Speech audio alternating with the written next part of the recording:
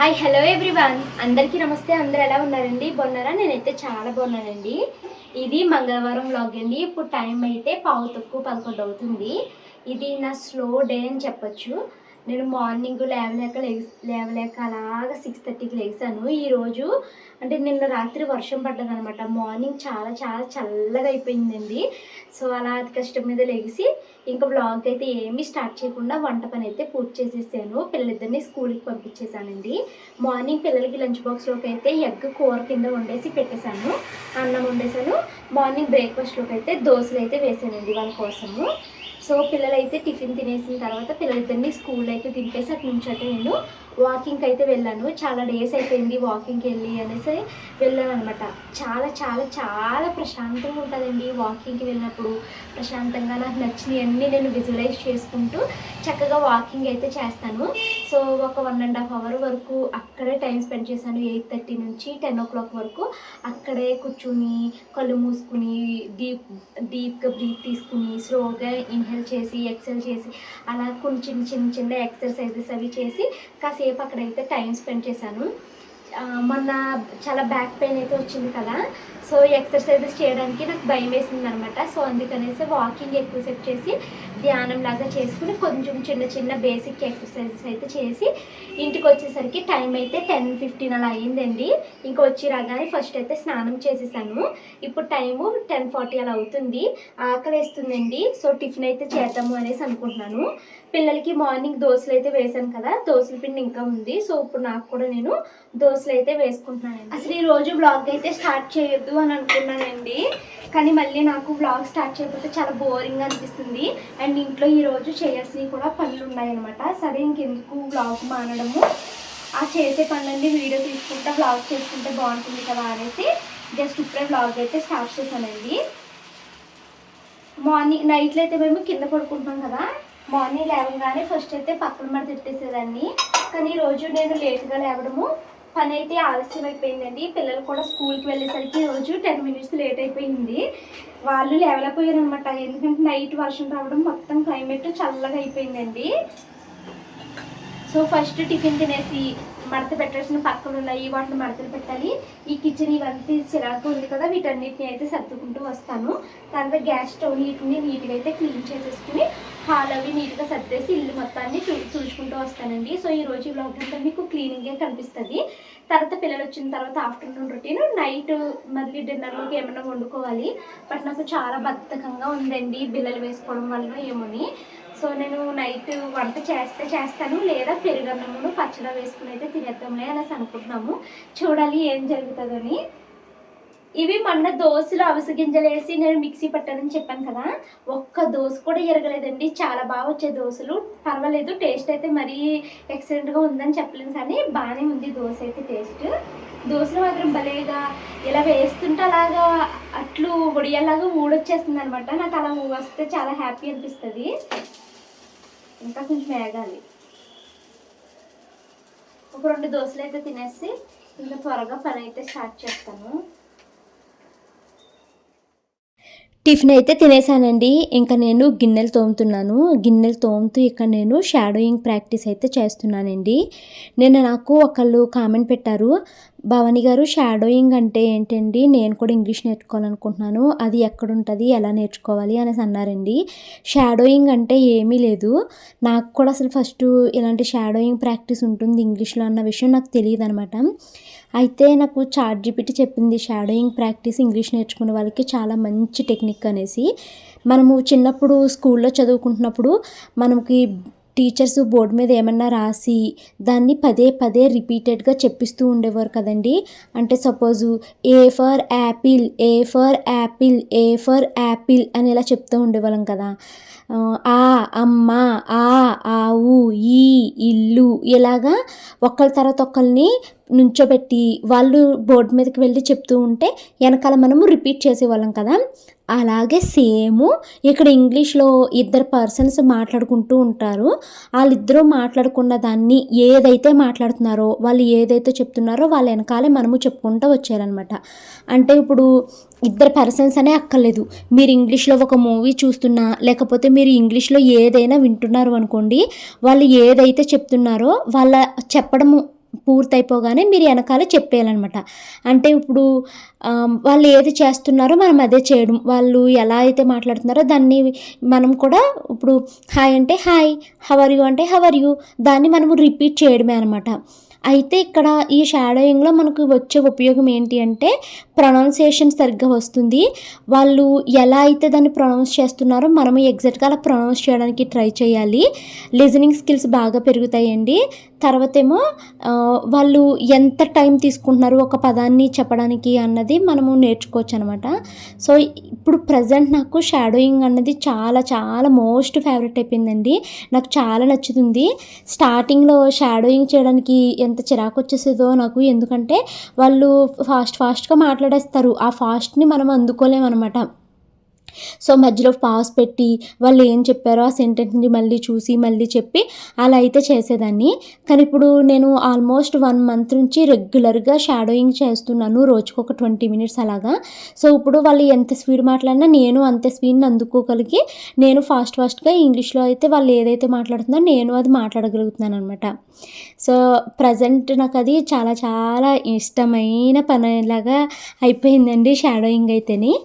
ఇంక ఇదిగోండి నేను బట్టలన్నిటిని అయితే మడతలు పెట్టేశాను. ఫస్ట్ అయితే గిన్నెలన్నీ తోమేసుకుని బట్టలు అయితే మడతలు పెట్టేశాను. ఇంకా ఎక్కడైతే సర్దేసుకుని ఇంకా ఇల్లు అయితే క్లీనింగ్ అయితే స్టార్ట్ చేశానండి. నాకు మన సబ్స్క్రైబర్లు ఒకళ్ళు కామెంట్ పెట్టారండి. అంటే ఇది ఒక 1 వీక్ క్రితం వచ్చిన వీడియోకి కామెంట్ అనమాట. ఆ కామెంట్ కనిపిస్తే ఇక్కడ పెడదామని చూశాను, కానీ నాకు ఆ కామెంట్ ఎక్కడుంది అన్నది, ఏ వీడియోకి అన్నది కనిపించలేదండి.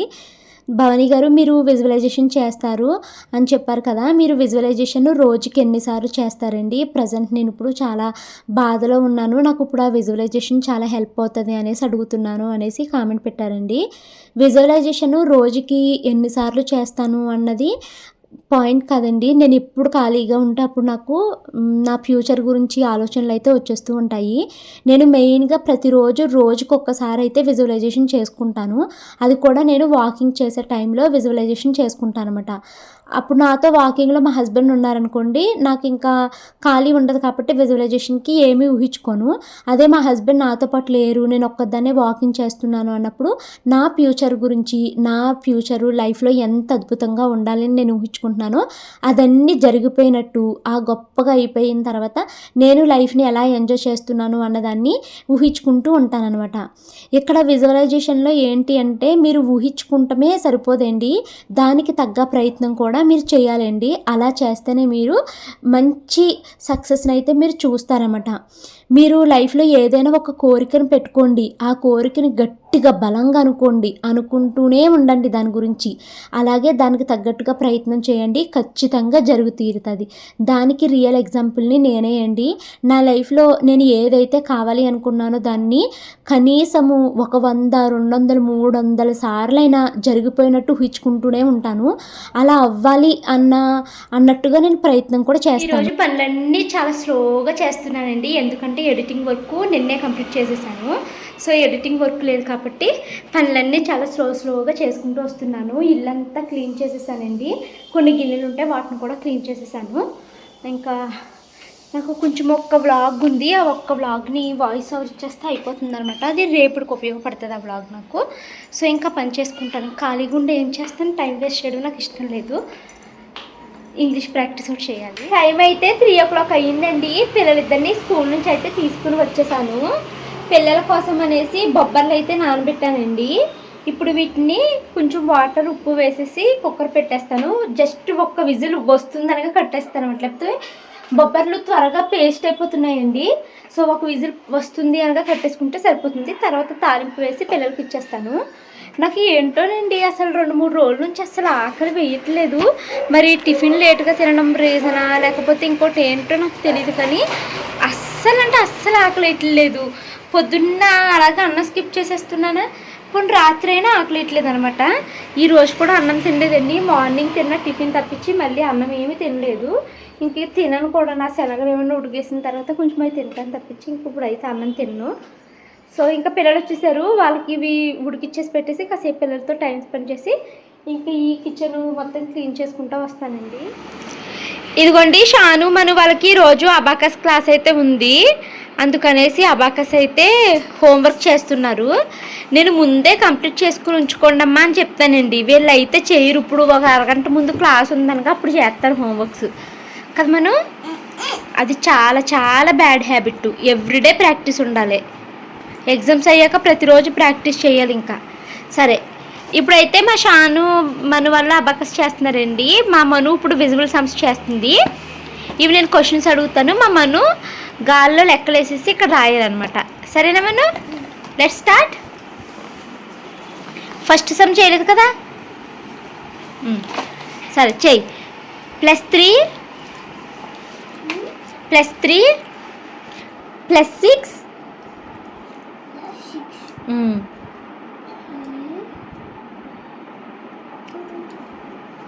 +7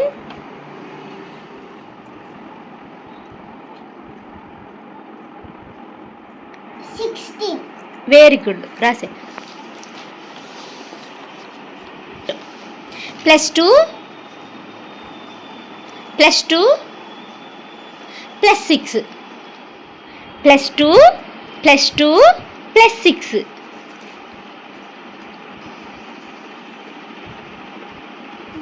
చెప్పు. అంతసేపా? Easy summary. 10. Next +4 +5 +7 16. Very good మను.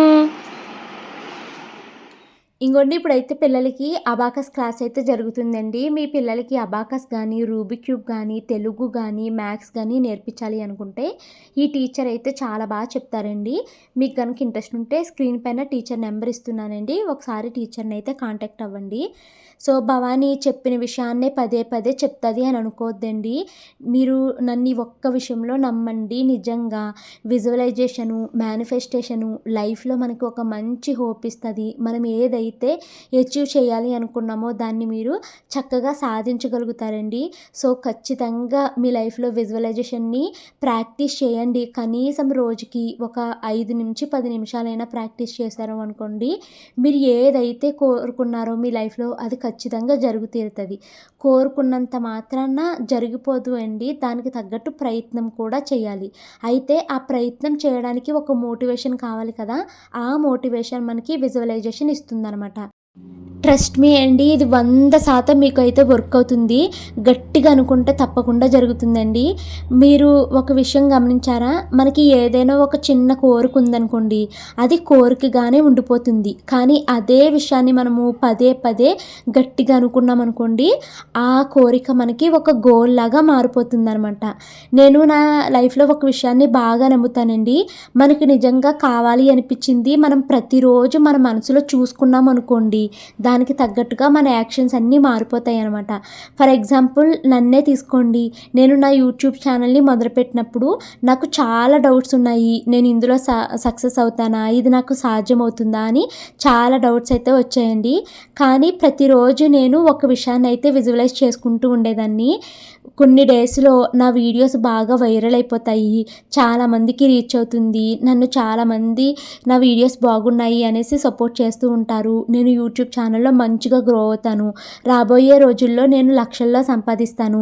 రాబోయే రోజుల్లో భవానీ అనే కన్నా అందరూ భవానీ పాఠశాల అని పిలుస్తారు, నాతో సెల్ఫీ ఫొటోస్ తీసుకుంటారు అని ఇలా నేను చాలా విజువలైజ్ అయితే చేసుకున్నానండి. నేను ఎప్పుడో 5 years క్రితం విజువలైజ్ చేసుకున్నది ఇప్పుడు ఈరోజు నిజంగా నా కళ్ళ ముందు కనిపిస్తూ ఉంటే అది నేను మాటల్లో చెప్పలేనమాట. సో ఆ విజువలైజేషన్ వల్లే అలసిపోయినా నేను షూట్ చేస్తూ ఉంటానండి. టైం లేకపోయినా కొంచెం టైంని చూసుకుని ఎడిట్ చేసుకుంటాను. వ్యూస్ తక్కువ వచ్చినా కూడా నేను లైఫ్లో ఎప్పుడు గివప్ అయితే ఇవ్వను అనమాట. నిజంగా చెప్పాలి అంటే సక్సెస్ అన్నది మనకి ఎప్పుడు ఒక రోజులో రాదండి. కానీ మనం మన గోల్ని మనసులో డైలీ చూసుకుంటూ ఉన్నామనుకోండి, మన హార్డ్ వర్క్ ఆ దారిలో వెళ్ళడం మొదలవుతుంది అనమాట. నేను చెప్పాను కదండి, మనం ఎంత గట్టిగా అనుకున్నా, మన మనసులో ఎంత విజువలైజ్ చేసుకున్నా అది జరిగిపోదు.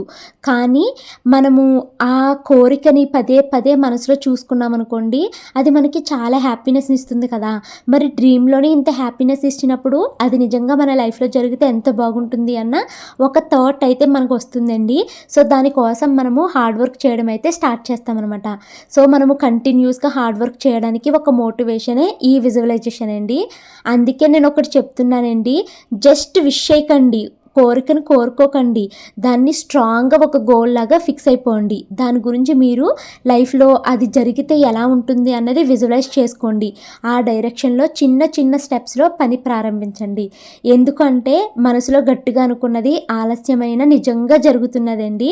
ఇది నన్ను ఎగ్జాంపుల్గా తీసుకుని మీరు స్టార్ట్ చేయండి. అలా మీరు విజువలైజ్ చేసుకుని ఏదో ఒకటి సాధించిన తర్వాత నాకైతే మీరు కామెంట్లో చెప్పడం అస్సలు మర్చిపోవద్దండి. అండ్ నేను నా యూట్యూబ్ ఛానల్ కోసం చాలా విజువలైజ్ చేసుకున్నాను. ఫైనల్గా దానికోసం నేను సక్సెస్ అయ్యాను. ఇప్పుడు నాకున్న మరొక గోల్ ఏంటి అంటే ఇంగ్లీష్ నేను నేర్చుకుంటున్నాను కదండి. ఈ ఇంగ్లీష్లో కూడా నేను చాలా సక్సెస్ అయిపోతాను అనేసి నేను విజువలైజ్ చేసుకుంటున్నాను. దానికి సంబంధించి చాలా విజువలైజ్ చేస్తున్నాను. అది రోజుకి ఒక్కసారి అలా విజువలైజ్ చేస్తున్నాను. దానికోసం నేను చాలా టైం అండ్ ఎఫర్ట్ అయితే పెడుతున్నానండి. షూర్గా నేను ఏదైతే నా కళల్లో చూసుకుంటున్నానో అది నిజమయ్యే రోజు త్వరలోనే వస్తుంది. అప్పుడు నేను మీకు మళ్ళీ చెప్తాను. చెప్పిందే పదే చెప్పకపోవని అనుకోవద్దండి, ఇది నిజంగా వర్క్ అవుతుంది. మన ఛానల్లో చదువుకునే పిల్లలు చాలామంది ఉన్నారు.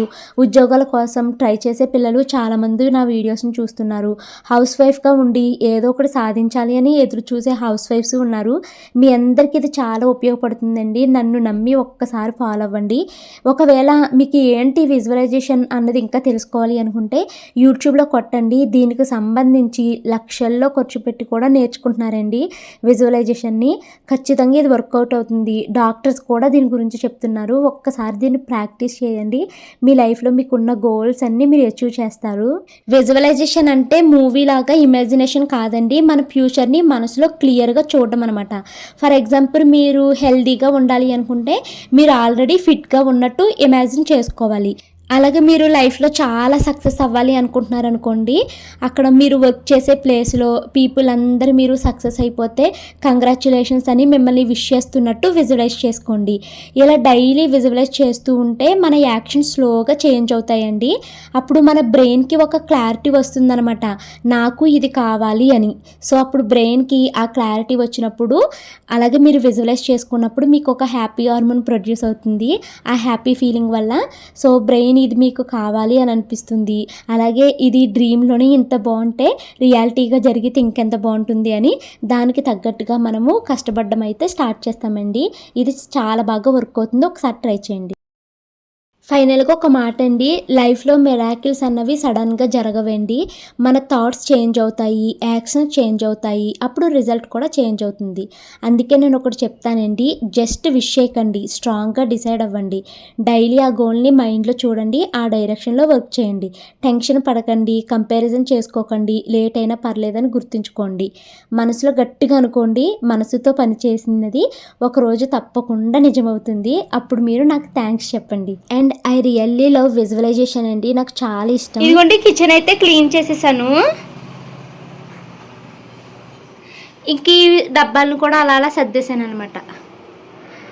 సో ఇంకా ఇంట్లో పని అయితే కంప్లీట్ అయిపోయిందండి. కాసేపు పిల్లలతో పాటు కూర్చుని వాళ్ళు చదివిస్తూ నేను కూడా ఇంగ్లీష్ చదువుకుంటాను. టైం అయితే 7:30 అయ్యిందండి. పిల్లలిద్దరిని కరాటే క్లాస్కి తీసుకుని వెళ్ళి ఇంటికైతే వచ్చేసాను. ఎన్ని స్టిక్కర్స్ పెట్టినానండి, ఎండాకాలం వల్ల ఏంటి అస్తమాను పడిపోతున్నాయి అవి.